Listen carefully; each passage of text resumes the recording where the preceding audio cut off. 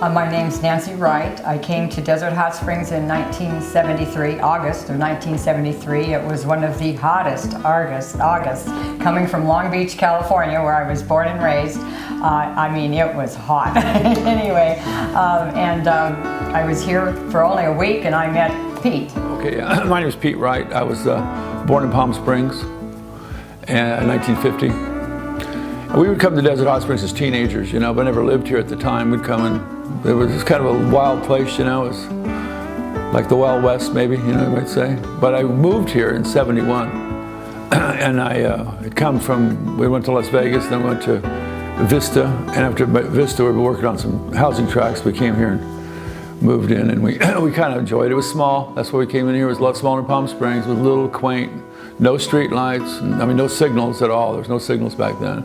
You could kind of ride your motorcycles in town with no problems.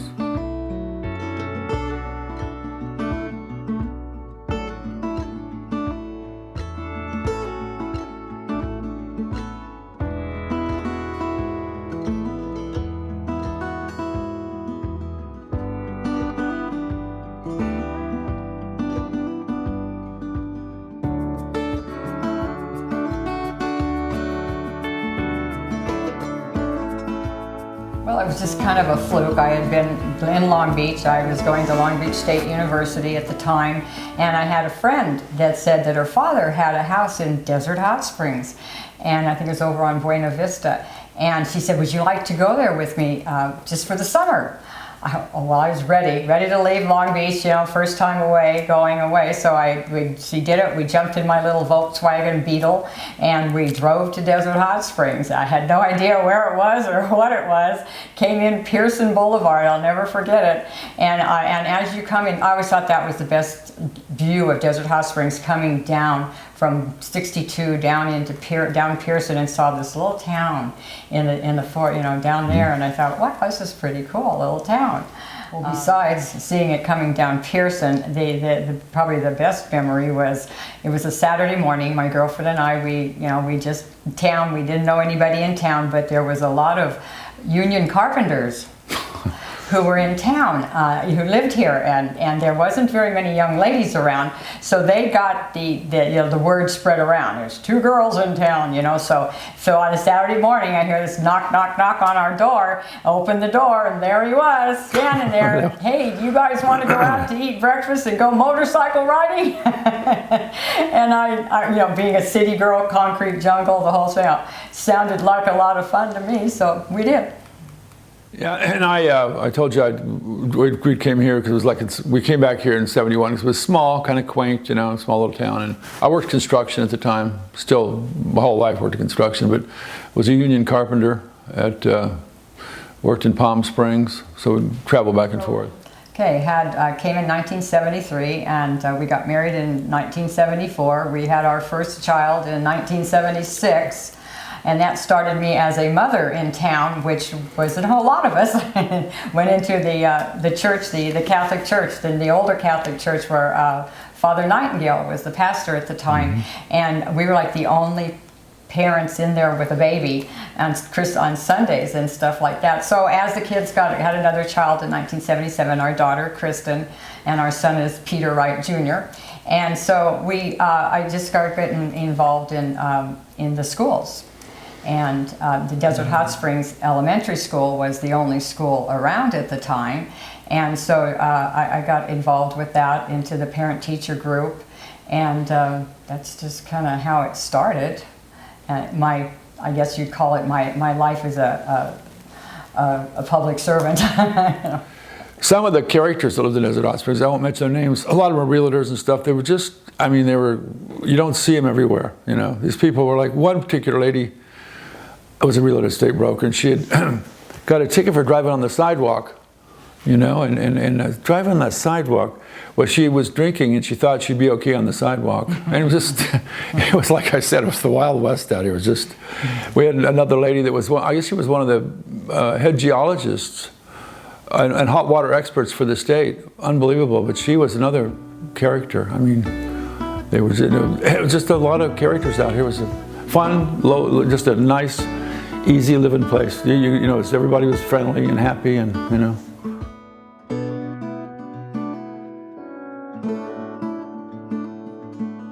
Yeah, the way it, like I said, when I first came here in '71, it was a real quiet little town. They had 2 or 3 bars around town. They had a occasional motorcycle group would come in. I can't remember their name, but the whole town would shudder. They had one sheriff, you know, he was the protection.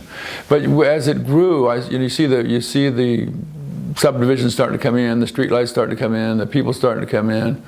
And you saw the change, you know, in the town. And it politically got divided and then get together and back divided again. It's turned into a bigger, even though it's a little city, it still got bigger, you know.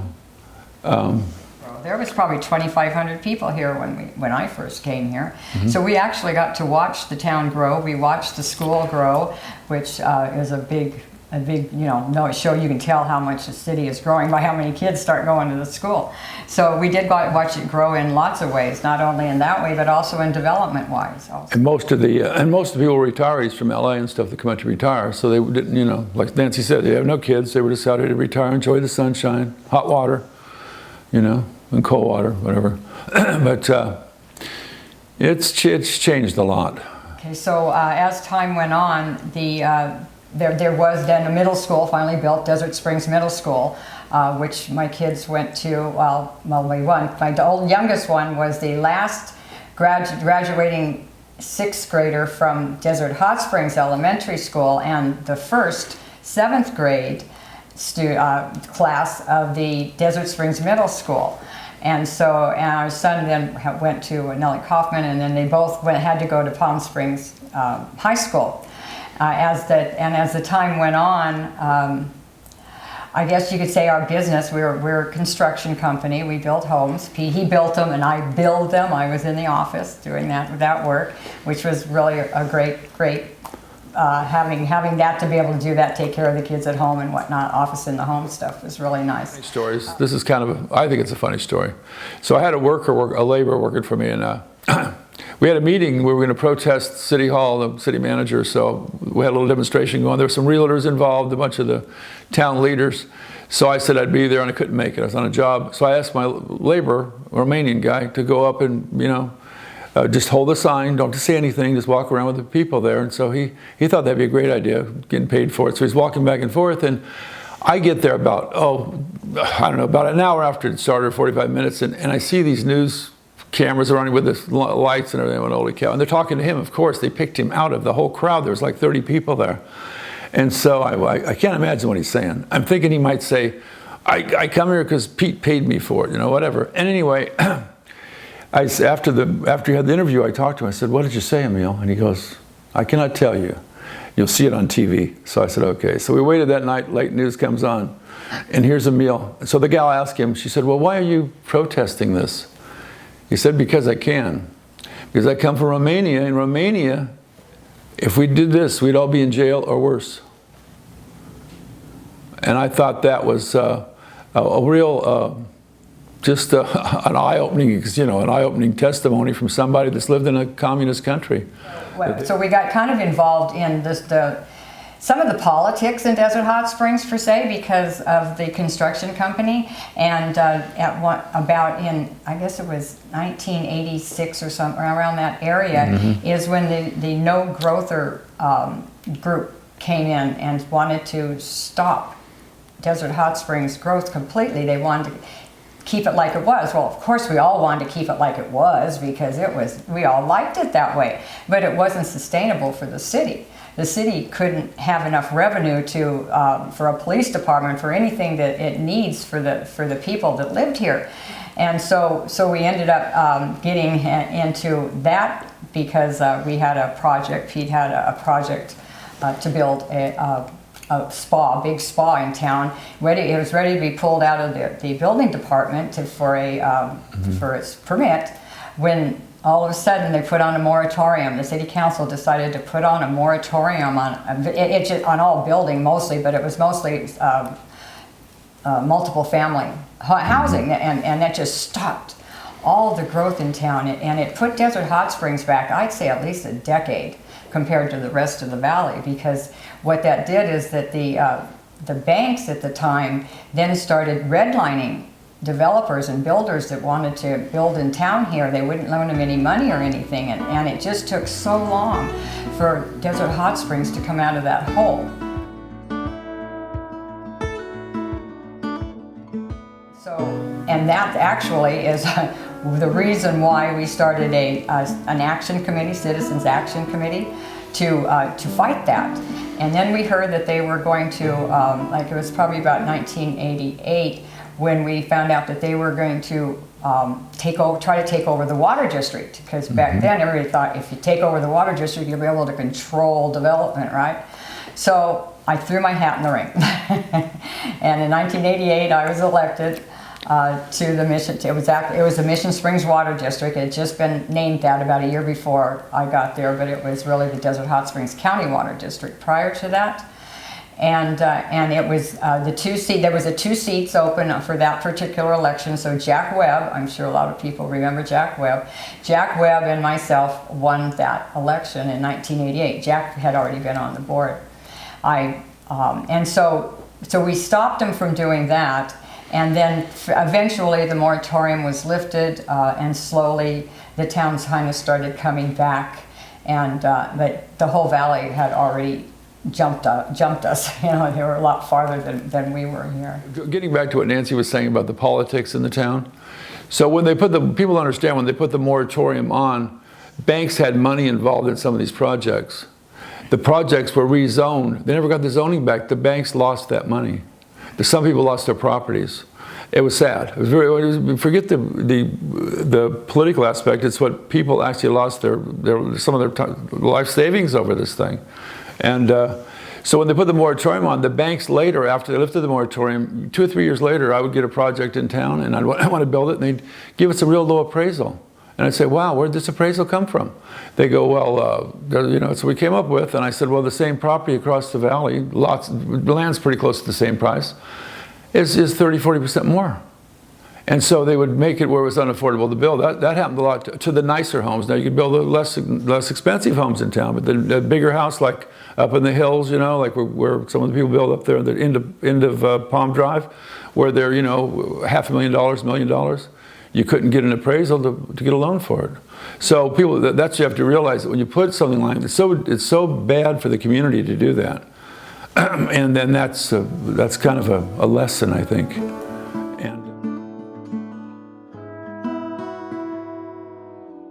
Another thing that was happening about the same time, or maybe a little bit later, like in the early 90s, was that Los Angeles didn't know what to do or where to release their parolees. There was a regulation, you could only send them 100 miles away. Well, Desert Hot Springs was right in that 100 miles from Los Angeles.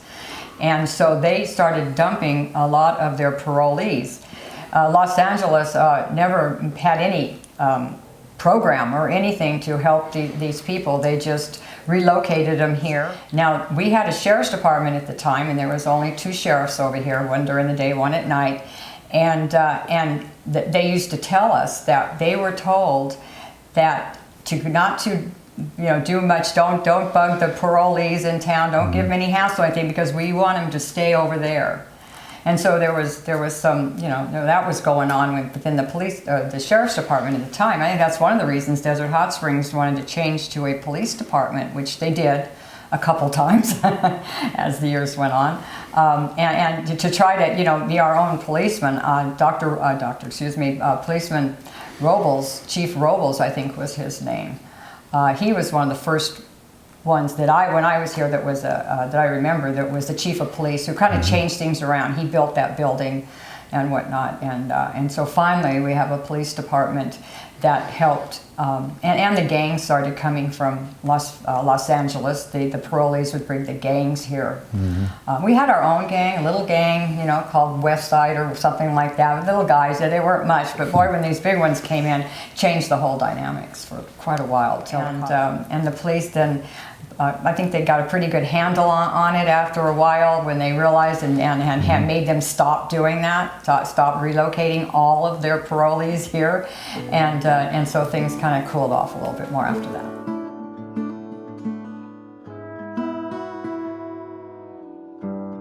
I was elected to the water board in 1988, so in the early 90s we started well, let me go back a little bit. It's about sewers and protecting your groundwater.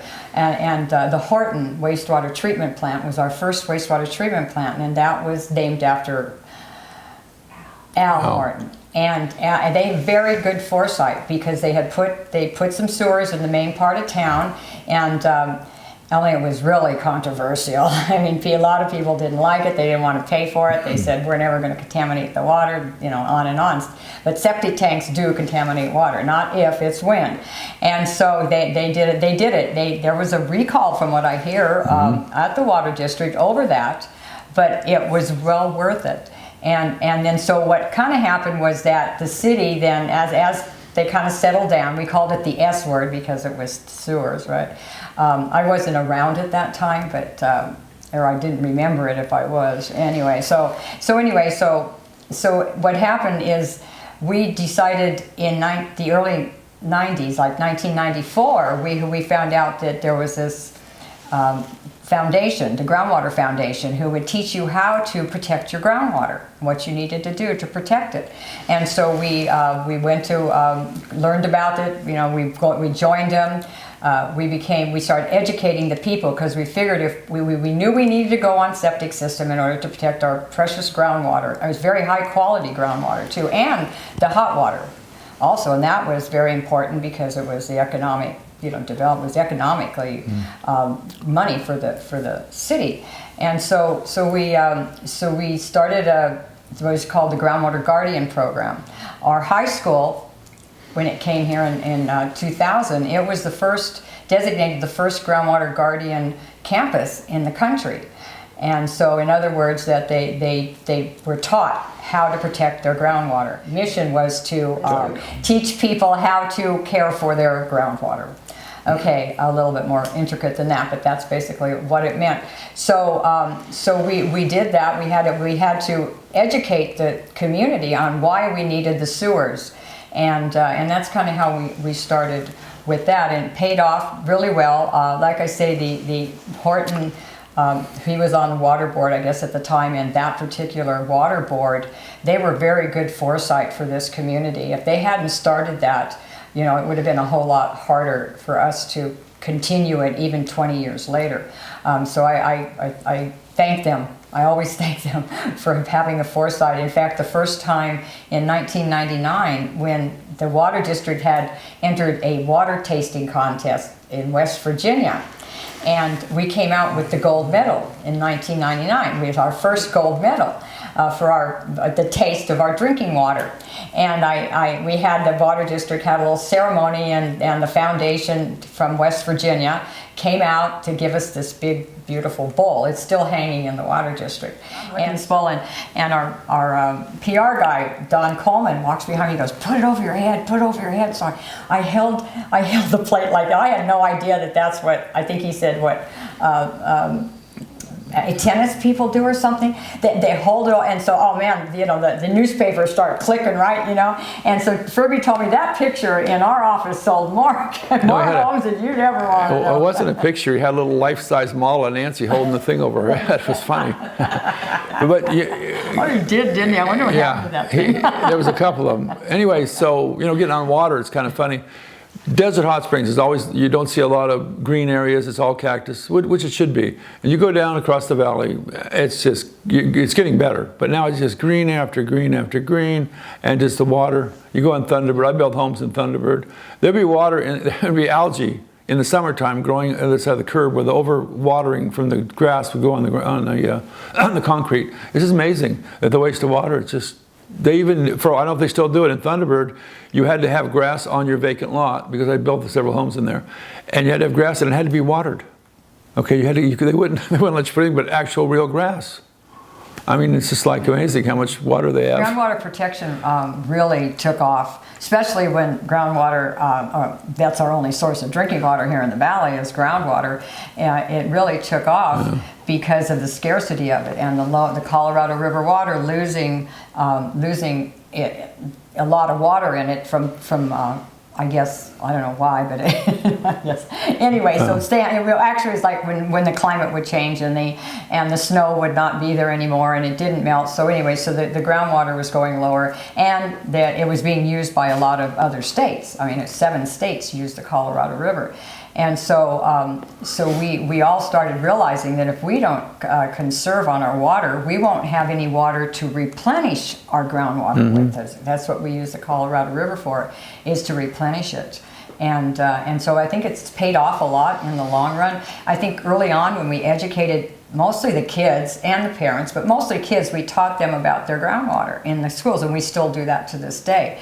And so when they learn that they protect their groundwater, it helps that people conserve. I think Desert Hot Springs does a great job conserving their groundwater because they know why.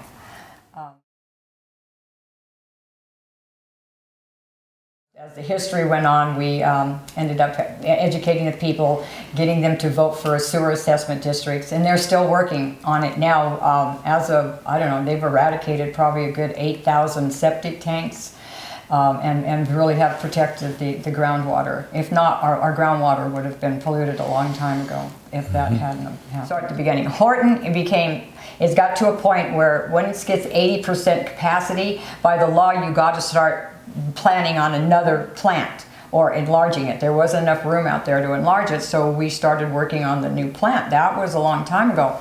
It took a long time, and so now what's going to do is now Horton can last another 10 years longer because it can get rid of some of their flow and send it down to the new plant, the Horton wastewater treatment plant. Now we have the other, I'm very, I don't know how to say this, it's called the Nancy Wright Regional Water Reclamation Facility. I was very honored by the board to name it after me. But anyway, that will give us an opportunity now to recycle our water, reuse our water, like for irrigation and that kind of stuff. And that's going to help our water supply greatly once we start being able to do that. What did get really exciting part of that is that from we got grant money. Well, we got a lot of grant money to help the community pay for their sewers and their streets and stuff. We got an $86 million grant to build that facility. Did not cost our ratepayers a dime to build that. And it also brought the line from Horton out to there. So you know, it was we need it. It was to help our groundwater supply. Jumped on the sewers situation. The town couldn't have grown with all those septic tanks. That's another reason it couldn't have grown. You know, besides the fact that the people didn't want it to. They didn't even think about the septic tanks back then. I'll share a story with you about this water situation. Nancy being on the water board and all the water things, I went with her, so maybe much more aware of water and pollution than it would have been without Nancy, of course. I was building a dentist building down the street on Palm Drive for dentists. And when I looked at the plans, it had these 2 big retention basins in the driveway going out to Pearson, 2 big. They were 35 foot deep, they were 8 foot across, and there was 2 of them. I thought to myself, well, why would you take and inject oil from the parking lot into the ground? Why would you do that? Something's wrong. So I went to the city. First I went to Web Engineering. Oh, you gotta have them. Went to the city, yep, you gotta have them. Went to the County Riverside Health Department, showed them. They go, we don't want those things in there. Get them out of there. I said, well, we got to have them. He said, no. So we were having a dilemma, and I told the man I was building the building for, I said, well, there's well, it wasn't quite 30, about $22,000 worth of pits in the driveway. We can get those out of there, but it's not going to be easy. Well, he was an ex-Marine dentist, and he went to the city hall, and he told them what was going to happen if they weren't removed. And the attorney, I won't ever say, I've been in lots of public meetings, you know, I've never seen an attorney chase a guy out of the friggin' building, and he said, those pits will be out, don't worry about it, tell your builders to pour the concrete, they're done. So anyway, it was kind of, this is the funny part of the story, so I was right at the pouring the last concrete to go out to Pearson, and here comes the engineering company, Webb, with their car. The guy's just shaking his head, asking me how I did it. I said, well, it's just common sense. The health department said no. Riverside County Health Department, why would you take, in hot water property, and pristine water, and take a 35-foot hole, inject oil You know, if you could do a retention basin, it needs to be done on a big project where you can put a retention basin to collect the stormwater from the driveways, but little lots it doesn't work. And so it's kind of an interesting story about. And and the reason he knew that is because he was one of the ones that we were teaching about the groundwater, and about you don't put that kind of stuff on top of your groundwater. That was over the hot water too. Yeah, that was. Yeah. So we started going to the conferences and teaching from other communities that had already polluted their groundwater basin by having septic tanks. And so they warned us, it's not if, it's when, it's going to happen.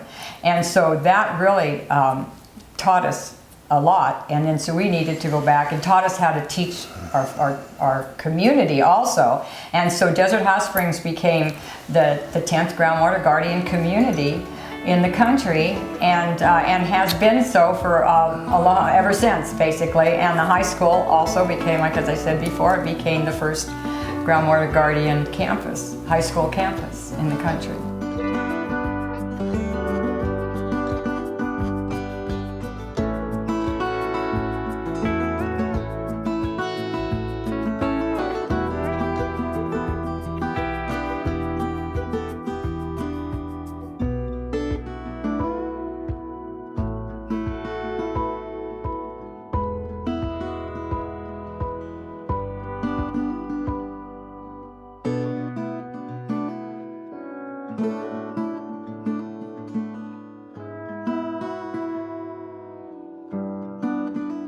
Okay, I think another thing that helped Desert Hot Springs along his way is when Hugh Hauser came to town to make his show, to make a show here, and he wanted, to look at the hot water and stuff. So I got to be part of that show with him, and we stood out in front of the Desert Hot Springs Spa. You could see the mountain in the background with the snow on top of it, and that's where the groundwater comes from, the snow, and it was really good. We started out there, and so then he wanted to go in to the spa and start talking to the people around the pool and stuff. And so as we're walking in, he looks, all these people were in there, right? It was crowded, like it always was on a weekend or whatever it was, seasonal. It was crowded. He goes, "Is this a setup?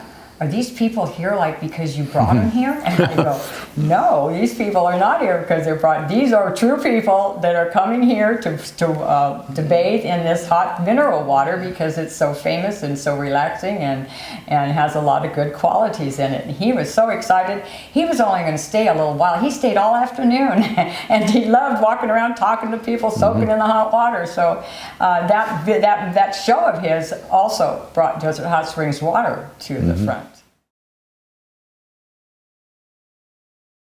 Another little story, it was fun at the time. It was about our park. It is now the Mission, what is it, Desert, no, it's the Mission Springs Park, okay? It's right next to the Desert, what is this, what's the middle school? Desert Springs Middle School. Okay, that park over there, that park was owned by the water district, okay? That property, it wasn't a park, the property was owned by the water district. And I wasn't on the water district board at this time. I was just a mom, a little league mom. And so all we had was Wardman Park, and we needed, we were getting bigger, we needed more parks for the kids to play in. And so that particular park was held up by a lawsuit. So somebody had sued the water district. I don't remember exactly what it was. I think they wanted to give it to the city. No, they wanted to give it to the Rotary, I think it was. That's where they had decided they wanted to give it to the Rotary. Well, somebody sued, said, "No, you don't give it to Rotary, you got to give it to the city, not the Rotary." So it held up the park being built, anything happening there. So one day we decided, the Little League parents and the Little League kids, we all talked about protesting again. We made signs, "Release our park." And we walked around the corner of Palm and Pearson one afternoon asking to release our park because we needed that. And so it wasn't too long after that, I guess, that the lawsuit was pulled. They came to an agreement. The water district was giving the park to the city for $1 a year. I think they stopped paying a long time ago, but for $1 a year, and the other condition was that the park was named Mission Springs from the water district. That was starting of it. So we got another park. Funny story, but when I first came here, we only had one. We only had one market or one still grocery store. We had Al Horton's place. It was at the end where the Builder Supply is, where into Pearson right there. So one time I'd made a stupid. It wasn't really stupid. I wasn't really ready for this. A guy was at the truck stop up by there by Cabazon. And he said, "Hey, I got some onions. You want some?" I said, "Yeah." So I pulled my pickup. He literally loaded the back of it. He just filled the pickup full of onions. Okay, so you can't take them out. So I went over to Al one morning. I said, "Hey, Al, I got some onions out back." I said, "You want to buy them?" He goes back and look. My truck was covered in onions. Just the whole back of the truck. Of course, he took all the onions. It was a truckload. I gave him a special deal. But it was just kind of funny how a small little town guy goes out, looks at the onions. Great. Great. That's when we only had a few good restaurants. If I can remember, we had Hayden's and Erickson's. And they were both. We had the Capri. They were both 5 o'clock. And we had this is a funny story. Susie Q's restaurant. So actually it was my best man at my wedding, but it was way before that. Dan and I and Nancy were in there having breakfast or lunch, whatever. And so Dan got his food there, and he goes, "The place is gone now. Don't worry about it." And he goes, "What's this?" And he holds up this, looked like a little roach. It was upside down, And the gal just looked. She goes, "It's a roach." She took it off his plate. It was kind of wild back in the day. He just went, "Okay," and he just kept eating. Dan didn't care. He was like, "Roaches out there." But that was some of the things around town that it was just a small little town with a lot of good characters in it. Getting back to the Capri though, in particular, I would build people's homes all over the valley. Palm Desert, Rancho Mirage, a lot of Mission Lakes. And I'll tell you what, I take them there to get steaks at Santucci's place. They would bring people across the valley. It was the best steakhouse, period, in this valley, I think. John did age his own meat. It was that was a big loss. When we lost that, it was a huge loss for the city. A lot of people came over from across to Washington. Thunderbird. I had one guy that was a big time entrepreneur, and he went to eat all over the world. Took people. He said that's some of the best meat he's ever had in his life was Santucci's. Yeah, shame. But anyway, we move on.